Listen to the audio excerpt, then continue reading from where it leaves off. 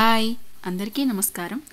గత ఎపిసోడ్లో కాస్త మజ్జిగ తాగండి సార్ అంటూ మనోజ్ఞ అందిస్తుంది. అతను సిప్ చేస్తూ బాగుంది, ఇందులో ఏం కలిపారు అని అడుగుతాడు. ఏదో కలిపాను, దబ్బాకు వేశాను అంటూ గుర్తుకు తెచ్చుకుంటూ చెప్తుంది. మా అమ్మమ్మ కూడా ఇలాగే వేస్తుంది అన్నాడు అతడు. ఇంకా ఈరోజు ఎపిసోడ్లో సుగుణాకరం పడుకున్నట్లున్నాడు, లేకుంటే కారు చూసి ఆరా తీయడానికి తయారయ్యేవాడు అనుకుంటూ అటూ ఇటూ భయంగా చూడసాగింది.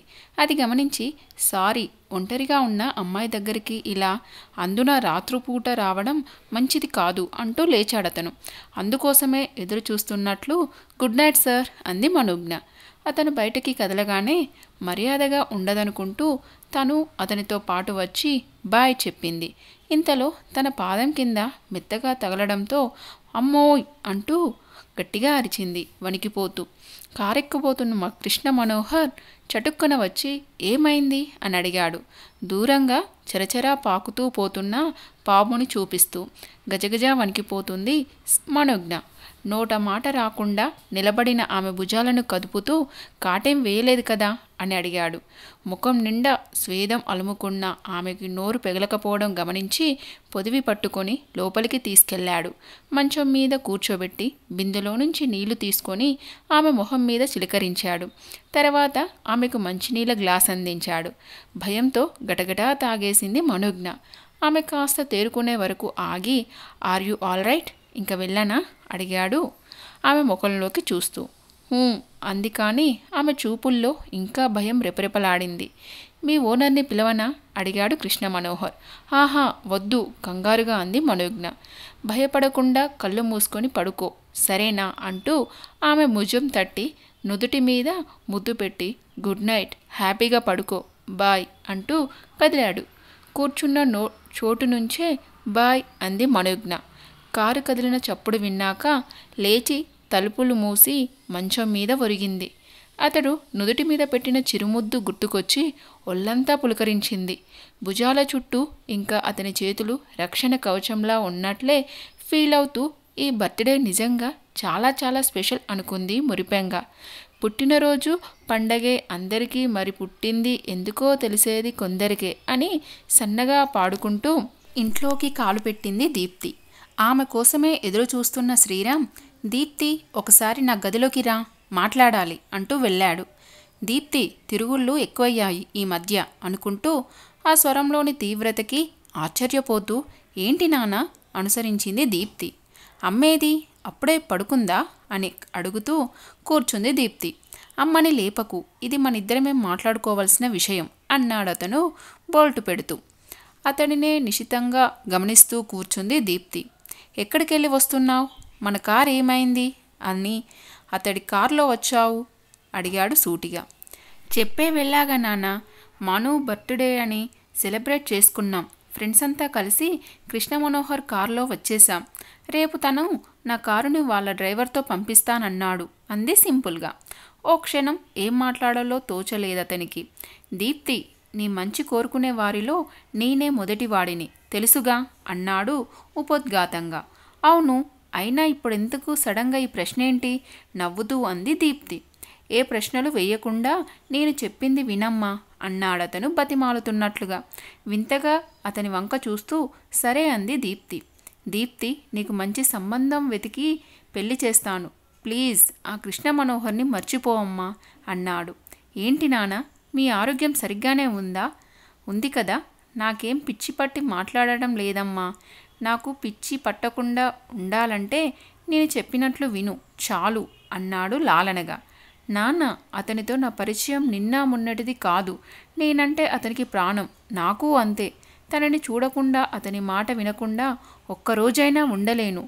స్టాప్, ఒక్క మాట కూడా నేను వినలేను. నా మాట విని ఆ కృష్ణని మర్చిపో తల్లి. కృష్ణనెందుకు వద్దంటున్నారో ఒక్క కారణం చెప్పండి. అతడెంత మంచివాడో, నేనెందుకు అతనిని ఇంతగా ఇష్టపడుతున్నానో 100 కారణాలు చెబుతాను ఆవేశంగా అంది దీప్తి. చెప్పాను కదమ్మా, నన్నేది ప్రశ్నించొద్దని. కొండమీది కోతిని కావాలని నువ్వు అడిగితే తెచ్చి ఇచ్చిన వల్లే కదా ఈ ఒక్కటి ఎందుకు వద్దంటున్నానో ఆలోచించు అని ప్రాధేయపడ్డాడు ఆ తండ్రి. నాన్న, నువ్వు చెప్పే రీజన్ సరైందని అనిపిస్తే పెళ్లి మాట ఎత్తనంటున్నానుగా. దీప్తి, ఈ రీజన్లు క్వశ్చన్లు వద్దు తల్లి. నువ్వు నోరు విప్పి ఇది కావాలి అనకుండానే అన్నీ అమర్చిన నాన్ననమ్మ. అతడి మాటలకు అడ్డు వస్తూ కోరకుండానే అన్నీ ఇచ్చిన వాడిని. నేను మనసారా కోరుకుంటా దాన్ని కాదంటున్నావేంటి అంది దీప్తి బాధగా. ఆమె గొంతులోని దుఃఖపు జీర అతడి హృదయాన్ని బలంగా తాకింది. ఆయన కంట్రోల్ చేసుకొని లేని కఠిన్యాన్ని అరువు తెచ్చుకున్నాడు. నా మీద ఏమాత్రం ప్రేమ గౌరవం ఉన్నా నా మాట కాదనవు అని చివరి అస్త్రంగా అన్నాడు శ్రీరామ్. నాన్న హతాశురాలైనట్లు చూసింది దీప్తి. సారీ నాన్న, నీ మీదున్న గౌరవం అభిమానాలెంతో చెప్పడానికి నా ప్రాణాలిమ్మన్నా ఇచ్చేస్తాను. కానీ జీవితాంతం గడపబోయే వాడి కోసం నీ మాటని మన్నించలేను. నీ మీదున్న ప్రేమకి నా భవిష్యత్తుకి ముడిపెట్టడం ఏమాత్రం న్యాయంగా లేదు. దీప్తి గాయపడ్డట్లుగా చూశాడతను. తను పంచ ప్రాణాలు పెట్టుకొని పెంచిన తన కన్న కూతురు తన మటని లెక్క చేయలేనని అనడం చాలా కష్టంగా తోచింది. దీప్తి, నా పార్ట్నర్ నిన్ను తన ఇంటి కోడలిగా చెయ్యమని ఎప్పటినుంచో అడుగుతున్నాడు. ఈ మ్యాచ్ ఫిక్స్ చేసేస్తాను ఖచ్చితంగా అన్నాడు శ్రీరామ్. నాన్న బాణం దెబ్బతిన్న పావురంలా దీనంగా చూసింది. ఆమె నుంచి తన చూపుల్ని విడదీసుకుంటూ తప్పదమ్మా, నా మాట వినాల్సిందే అన్నాడు ఓ నిశ్చయానికొచ్చేసి. అయితే విను నాన్న, నేను ఆ కృష్ణనే కాదు మరెవరిని పెళ్లి చేసుకోను. ఎప్పటికీ నీ కూతురిలా ఇలానే మిగిలిపోతాను, సరేనా అంది ఖచ్చితంగా దీప్తి. ఎంత మొండిదో తెలిసిన శ్రీరామ్ నివ్వెరపోయాడు. నోట మాట రానట్లు చూస్తూ ఉండిపోయాడు. అలా ఎలా కుదురుతుంది? నా మాట విని తీరాలి అన్నాడు బింకంగా. నాన్న, నా మాట కాదని నువ్వు ప్రవర్తిస్తే ప్రాణాలతో ఉండను. ఇది బెదిరింపు కాదు, నిశ్చయం అంటూ చెరచెరా తన గదిలోకి వెళ్ళిపోయింది దీప్తి. నిర్ఘాంతపోయాడు. తనలోని శక్తులన్నీ ఎవరో లాగేసుకున్నట్లు నిస్సత్తువ ఆవరించి తూలి మంచం మీదికి వాలిపోయాడు శ్రీరామ్. దీప్తికి ఎలాగైనా నచ్చజెప్పగలుగుతానన్న నమ్మకం వీగిపోయింది. లేక లేక కలిగిన సంతానమని తమ ప్రాణాలన్నీ ఆమె మీద పెట్టుకొని అతి గారాభంగా పెంచినందుకు మొండిఘటంలా తయారయ్యింది. తన మాట ఏదైనా కాదంటే ఇల్లు పీకి పందిరేసేది. ఇప్పుడు పెద్దదైపోయింది కాబట్టి ప్రాణాలని లెక్క చేయనని అంటుంది. ప్రేమ విషయంలో ఈ కాలపు పిల్లలు ఎంత మూర్ఖంగా ఉంటున్నారో. చదువుతున్నాడు, చూస్తున్నాడు. ఏ పేపరు తెరిచినా, ఏ ఛానల్ చూసినా ఇలాంటి కథలే. మరిప్పుడే మిటి చేయడం తలపట్టుకొని పరిపరి విధాలుగా ఆలోచించసాగాడు. ఆ కృష్ణ మనోహర్ తనే స్వయంగా మాట్లాడి అతనికై అతనే ప్రేమకు ఉద్వాసన చెప్పేలా చేస్తేనో, ఇందుకోసం సామధాన భేద దండోపాయాలని ఉపయోగించక తప్పదు. ముందతడిని కలవాలి. తనకైతేనే వెళ్ళి కలిస్తే లోకువైపోడు. అతడినే పిలిచి మాట్లాడాలి. తన ఆఫీసు పలుకుబడి దర్జా చూశాక తన మాట కాదనా సాహసం చెయ్యడు. అవును, ఆ పనే చేస్తా సరి అనుకుంటూ దీప్తి గదిలోకి వెళ్ళాడు. శూన్యంలోకి చూస్తున్నట్లు కిటికీలో నుంచి ఎటో చూస్తూ కూర్చున్న దీప్తిని చూసేసరికి హృదయం ద్రవించిపోయింది. అమ్మా దీప్తి, కృష్ణని ఓసారి నన్ను ఆఫీస్లో కలవమని చెప్పు. తనెప్పుడు రాగలడో చెబితే అప్పటికి ఫ్రీగా ఉండేలా ప్లాన్ చేసుకుంటాను అన్నాడు. దీప్తి మొహం ఎంతో వెలిగిపోయింది. అయితే ఆ వెలుగు ఎప్పట్లా అతనికి ఆనందం ఇవ్వలేదు. ఇప్పుడే చెబుతాను అంటూ సెల్ చేతిలోకి తీసుకొని మాట్లాడి, నాన్న ఈ 10 రోజులు తను ఫుల్ బిజీ అట, తర్వాత కలుస్తానంటున్నాడు అంది ఎంతో ఎగ్జైట్ అవుతూ. ఛీ, తన అపాయింట్మెంట్ దొరికితే అవతలి వాళ్ళు ఎలా ఎగ్జైట్ అవుతారు? అలాంటిది ఓ కుర్ర విధవ రాక కోసం నేను తన కూతురు ఎగ్జైట్ అవ్వడం, తను వెయిట్ చేయాల్సి రావడం. ఛా, ఇంక 10 రోజుల పాటు తను నలిగిపోవాలా? ఇప్పటికిప్పుడు మాట్లాడి తెగదింపులు చేసుకొని శాశ్వతంగా ఈ విషయానికి చర్మగీతం పాడాలనుకుంటే ఇదేంటి? తన ముఖంలోని విసుగుని అసహనాన్ని దాచుకోవడానికి చాలా ప్రయత్నమే చేయాల్సి వచ్చింది శ్రీరామ్కి. దీప్తి గదిలో నుంచి చిరాగ్గా బయటికి వచ్చేశాడు. ఏంటండి అలా ఉన్నారు అడిగింది హేమ ఆశ్చర్యంగా. తన గదిలోంచి వస్తూ అతడు జవాబేమి ఇవ్వకుండా చరచరా వెళ్ళి కారులో కూర్చొని డ్రైవర్ పోనీ అన్నాడు. రై రై అంటూ కారు కదిలింది. ఏనాడు లేనిది తన మాటకు జవాబియ్యకుండా, తనని లెక్క చేయకుండా అతడు వెళ్ళిపోతుంటే హేమకు చాలా బాధగా, అంతకంటే ఎక్కువ అవమానంగా అనిపించింది. బిజినెస్లో ఎలాంటి లోటుపాట్లున్నా, ఏ టెన్షన్లున్నా వాటిని ఇంటి వరకు అతడెప్పుడు తీసుకొచ్చేవాడు కాదు. అలాంటివి సాల్వ్ అయ్యాక నిదానంగా చెప్పేవాడు. ఇప్పుడు అలాంటి ప్రాబ్లమే వచ్చిందేమో అనుకుంది మనసుకి నచ్చజెప్పుకుంటూ. దీప్తి కూడా ముఖాభావంగా ఉంటుంది మధ్య. కారణం ఏమై ఉంటుంది అన్న ఆలోచన మెదిలి మళ్ళీ మనసంతా అశాంతితో నిండిపోయింది. తన బర్త్డే తర్వాత కృష్ణ మనోహర్ చనువుగా, అభిమానంగా ఉంటాడనుకున్న మనోజ్ఞ అతను ఎప్పట్లా రిజర్వ్గా ఉండటం చూసి మనసులో బాధపడింది. ఈ డబ్బున్నంత వాళ్ళంతా ప్రాక్టికల్ మనుషులు. ఎవరిని ఎంతలో ఉంచాలో అంతలోనే ఉంచేస్తారు. అలాంటి వాళ్ళ మీద అభిమానం పెంచుకోకుండా ఉంటేనే తమలాంటి వాళ్లకు మంచిది అని తన మనసుకి తాను సజెషన్స్ ఇచ్చుకోసాగింది మనోజ్ఞ. దీప్తి రాకపోకలు కాస్త తగ్గడం, అతడు ఫోన్లో దీప్తిని దేనికో కన్విన్స్ చేస్తున్నట్లుగా ఒక్కసారిగా విసుక్కొని మాట్లాడుతుండడం గమనించిన మనోజ్ఞకి వారిద్దరి మధ్య ఏదో గొడవ జరిగి ఉంటుందనిపించింది. దీప్తికి 2-3 సార్లు ఫోన్ చేసి మాట్లాడబోయినా పొడిగా మాట్లాడడంతో మళ్ళీ ఫోన్ చేయలేకపోయింది మనోజ్ఞ. తన దగ్గర ఎప్పుడూ ఏదీ దాయని దీప్తి అలా చేయడం బాధగా అనిపించింది. తమ ఆఫీస్కొచ్చినా ఏదో ఫార్మల్గా పలకరించి కృష్ణ మనోహర్తో గంటల తరబడి మాట్లాడి ఒక్కోసారి పోట్లాడి వెళ్తున్న దీప్తి కొత్త వ్యక్తిలా కనిపించసాగింది. ఆమె తనకు తానే చెప్తే తప్ప తను మాత్రం ఆసక్తి చూపించకూడదు అనుకుంది మనోజ్ఞ. ఆ తర్వాత కృష్ణతో కలిసి వచ్చింది. ముగ్గురు ఏదో విషయంలో సీరియస్గా మాట్లాడుకోవడం, గంభీరంగా ఉండడం చూసి కనీసం చిరునవ్వు నవ్వే సాహసం చేయలేకపోయింది మనోజ్ఞ. శ్రీరామ్కి 10 రోజులు 10 యుగాల్లా గడిచాయి. ఆ సాయంత్రమే కృష్ణ మనోహర్ అతనితో కలుస్తాడనడంతో పొద్దుటి నుంచి అతడితో సంభాషణ ఎలా మొదలు పెట్టాలో, ఏమేం మాట్లాడాలో రిహార్సల్స్ చేసుకోసాగాడు. ఎన్నో పెద్ద విషయాల్ని, ప్రాబ్లమ్స్ని తేలిగ్గా పరిష్కరించిన అతనికి తన మానసిక స్థితిపై కోపం, జాలి, ఆగ్రహం కలిగాయి. సార్, మీకోసం కృష్ణ మనోహర్ గారు వచ్చారు, పంపించవచ్చా అని ఇంటర్కమ్ రిసెప్షన్ అడిగింది. ఒక్కసారిగా అలర్ట్ అయి, ఎస్ పంపించు, గంట వరకు డిస్టర్బ్ చెయ్యకు, ఎవరొచ్చినా లోపలికి పంపకు అంటూ ఆమెను ఆదేశించాడు శ్రీరామ్. ఎంతో ధైర్యంగా ఫేస్ చేయాలనుకున్నా లోపల నర్వస్గా ఫీల్ అవ్వసాగాడు. మే కమిన్ సార్ అంటూ అవతలి వ్యక్తి గొంతు పలకగానే ఎస్ కమిన్ అన్నాడు శ్రీరామ్.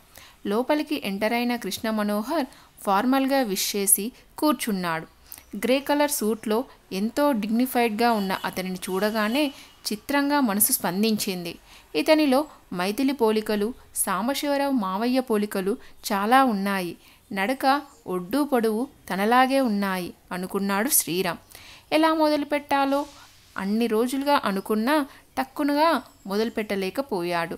అతని అవస్థ గమనించినట్లు, చెప్పండి అంకుల్, దేనికో పిలిపించారు అన్నాడెంతో పరిచయం ఉన్న వ్యక్తిలా. నాన్న అనో డాడీ అనో పిలవవలసిన నోటితో అంకుల్ అని పిలవడం శ్రీరామ్కి కష్టంగా తోచింది. అయినా కంట్రోల్ చేసుకుంటూ, నువ్వు మా దీప్తిని మర్చిపోవాలి అన్నాడు గంభీరంగా. దేనికి అడిగాడు కృష్ణ మనోహర్. నేను దీప్తికి వేరే మ్యాచ్ చూశాను అన్నాడు తడబడుతూ. పెళ్ళికి కావాల్సింది వధువు అంగీకారం, అదొక్కటే సరిపోతుందా?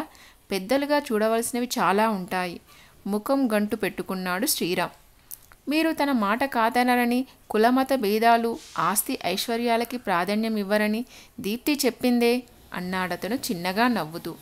ఎలుకను కాలితో నొక్కిపెట్టి తమాషా చూస్తున్న పిల్లల్లా కనిపించాడు కృష్ణ మనోహర్ శ్రీరామ్ కళ్ళకి. అది చిన్న పిల్ల, దానికేం తెలీదు. అదేంటంకుల్, దీప్తి మేజర్ అన్న విషయం మర్చిపోయారా? తను ఇష్టపడిన వాడిని పెళ్ళాడే హక్కు ఆమెకుంది. పెద్దలు జనరల్గా చూసే విషయాల్లో నేను బెస్టే కదా. అయినా అన్నిటిని మించి మేమిద్దరం ఒకరినొకరం ఇష్టపడ్డాం. అది చాలదా పెళ్ళికి? కూల్గా అన్నాడతను. భరించలేకపోయాడు శ్రీరామ్. ప్రేమ దోమ అని మాట్లాడకు. పెళ్ళంటే బొమ్మలాట కాదు, అటేడు తరాలు ఇటేడు తరాలు చూడాల్సిన విషయం అన్నాడు కోపంగా. అదంతా నాన్సెన్స్. మీరు అలా అన్నీ చూసే చేసుకున్నారా? మేమిద్దరం ప్రాణంగా ప్రేమించుకుంటున్నాం. పదే పదే అలా అనకు. మీ పెద్దలు నీకు మంచి మన్నన నేర్పించినట్లు లేదు. నేర్పకపోయి ఉంటే దీప్తిని లేవదీసుకుపోయి పెళ్ళాడి ఉండేవాడిని, లేదా మోజు తీర్చుకొని విరిసి పారేసి ఉండేవాడిని. అలా చేయకపోవడానికి కారణం సంస్కారమని అర్థం కాలేదా అన్నాడు కృష్ణ మనోహర్. చెంప మీద చెల్లుమని కొట్టినట్లనిపించింది శ్రీరామ్కి. క్షణం పాటు ఏం మాట్లాడాలో తోచలేదు. నిజమే, అలా చేసి ఉంటేనో అనుకుంటేనే సరే అని. నీ సంస్కారానికి నా నమస్కారం. నువ్వు దీప్తిని పెళ్లి చేసుకోవడానికి వీలు లేదు. దీప్తిని మర్చిపోవడానికి నీకెంత డబ్బు కావాలన్నా ఇస్తాను. అది తీసుకొని మా జీవితాల నుంచి వెళ్ళిపో ప్లీజ్ అన్నాడు చేతులు జోడిస్తూ. ఏంటంకుల్, చాలా విచిత్రంగా మాట్లాడుతున్నారు. ఎవరైనా మీకు మీ ఆస్తి కన్నా 1,00,00,000 రెట్లు డబ్బిస్తానంటే మీ భార్య పిల్లల్ని వదిలి వెళ్ళిపోతారా ఏంటి అని నవ్వుతూ అడిగాడతను. చర్రున కోపం ముంచుకొచ్చింది శ్రీరామ్కి. తెలివిగా మాట్లాడుతున్నాను అనుకోకు. దీప్తిని మర్చిపో అంతే. ఎందుకో ఒక కారణం చెప్పండి. నాకిష్టం లేదు, మిమ్మల్ని చేసుకోమనడం లేదే నవ్వుతూ అన్నాడు కృష్ణ మనోహర్. ఉవ్వెత్తున కోపం ముంచుకొచ్చింది శ్రీరామ్కి. అందుబాటులో ఉన్న పేపర్ పెయింట్ని తీసి బలంగా నేలకేసి కొట్టాడు. జోకులొద్దు. నేను చెప్పినట్లు వినకపోతే చాలా బాధపడాల్సి వస్తుంది. జాగ్రత్త అన్నాడు ఆవేశంగా. ఏం చేస్తారేంటి? తాపీగా అతన్నే చూస్తూ ప్రశ్నించాడు కృష్ణ మనోహర్. ఏం చేస్తానా? నా మార్గానికి అడ్డు రాకుండా ఉండటానికి ఏదైనా చేయించడానికి నేను రెడీ కోపంగా అన్నాడు. అంటే రౌడీలను పెట్టి కొట్టిస్తారా, లేక భూమి మీద లేకుండా చేస్తారా? కవ్విస్తున్నట్లుగా అడిగాడు కృష్ణ మనోహర్. చప్పున జవాబు ఇవ్వలేకపోయాడు శ్రీరామ్. 5 నిమిషాల పాటు మాట్లాడలేకపోయాడు. డబ్బుకి లొంగడు, బెదిరింపులకు జడవడు. మరెలా నరకరావడం ఈ సమస్యని? నిజమే, మంచివాడు, సంస్కారవంతుడు కాబట్టి పెళ్లికి పెద్దవాళ్ల పర్మిషన్ అడుగుతున్నాడు. పెళ్లి చేసుకొని పిల్లలు పుట్టాక తీసుకువస్తే ఏం చేసేవాళ్ళం? ఆ ఆలోచన మనసుకి చేదు గులికలా అనిపించి నిజం చెప్పడం మినహా మరో గత్యంతరం లేదు. మంచి మన్నన ఉన్నవాడు కాబట్టి పరిస్థితి అర్థం చేసుకొని దీప్తి జీవితంలో నుంచి వెళ్ళిపోతాడు అని మనసులో అనుకున్నాడు. నీకు మీ నాన్న ఎవరో తెలుసా? అడగలేక అడిగాడతన్ని. మధ్యలో ఎవడో కోన్ కిస్కా అయినా మా తండ్రి ప్రసక్తి దేనికి? చిరిగ్గా అన్నాడు కృష్ణ మనోహర్. అతని మొహంలో కనిపించిన జుగుప్స, అసహ్యం చూసేసరికి శ్రీరామ్కి గుండెల్లో కత్తి దించినట్లే అయ్యింది. ఇప్పుడు అవసరం ఉంది కాబట్టే అడుగుతున్నాను. మీ నాన్నగారు ఏం చేస్తుంటారు? అతని నుంచి జవాబు రాబట్టాలన్నట్లుగా రెట్టించాడు శ్రీరామ్. ఆ మోసగాడి గురించేది అడక్కండి. చచ్చాడో ఉన్నాడో తెలీదు కట్టె విరిచినట్లు కటువుగా అన్నాడు కృష్ణ మనోహర్. గుర్రున కోపం ముంచుకొచ్చింది శ్రీరామ్కి. కొడుకని తెలియడం వల్ల ఏమనలేకపోతున్నాడు. వేరే ఎవరో అయితే మరో కోణంలో ఆలోచించేవాడే. అంటే తండ్రెవరో తెలియకుండానే పెరిగావా? అతనెవరో మీ అమ్మగారెందుకు చెప్పలేదు? లోలోన భయపడుతూనే అడిగాడు శ్రీరామ్. అతని ప్రస్తావననే అసహించుకునే మా అమ్మను పెట్టలేకనే వివరాలు అడగలేదు. వాణ్ణే కాదు, తండ్రి ఎవరో తెలియని కొడుగ్గా ఎన్నెన్నో అవమానాలను ఎదుర్కొంటూ దినదిన గండంలా ఆత్మన్యూన్యతతో బతికాను. లోకులనే కాకుల నుంచి అమ్మను కాపాడటానికి అమ్మకు తోడైంది భూదేవమ్మ. మా అల్లుడు విదేశాల్లో ఉన్నాడని చెబుతూ అందరి నోళ్ళు మోయించింది. అందుకే అమ్మమ్మంటే మాకంత ప్రాణం. ఇప్పుడైతే మా స్టేటస్ పొజిషన్ చూసి ప్రశ్నించే సాహసం కానీ ఎగతాళి చేసే ధైర్యం కానీ ఎవరూ చేయడం లేదు. తండ్రి అన్న పదాన్నే నెమ్మదిగా మర్చిపోయానలా అన్నాడు కృష్ణ మనోహర్. భూదేవమ్మ గారు మీ సొంత అమ్మమ్మ కాదా? మరెవరు? ఇంకా వివరాలు అతని నుంచి రాబట్టాలన్న ఉద్దేశంతో అడిగాడు శ్రీరామ్. ఇదండి ఈరోజు ఎపిసోడ్. ఈ ఎపిసోడ్ మీకు నచ్చిందని ఆశిస్తున్నాను. ఎపిసోడ్ కనుక మీకు నచ్చినట్లయితే లైక్ చేయండి అండ్ సబ్స్క్రైబ్ చేసుకోండి. మరొక ఎపిసోడ్తో మళ్ళీ కలుసుకుందాం. అంతవరకు బాయ్.